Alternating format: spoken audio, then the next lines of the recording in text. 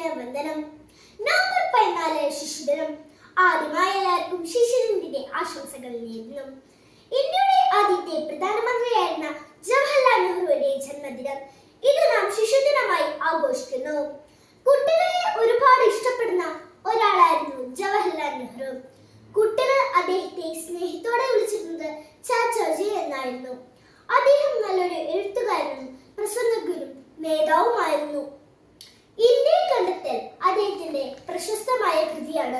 നെഹ്റുവിന്റെ വസ്ത്രത്തിലെ റോസാപ്പൂക്കൾ കാണാറുണ്ട്.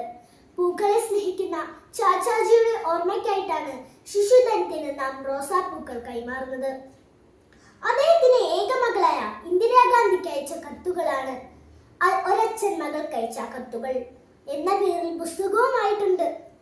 കുഞ്ഞുങ്ങളുടെ കുഞ്ഞു മനസ്സിലെ പ്രധാനമന്ത്രിയായിരുന്നു ജവഹർലാൽ നെഹ്റു.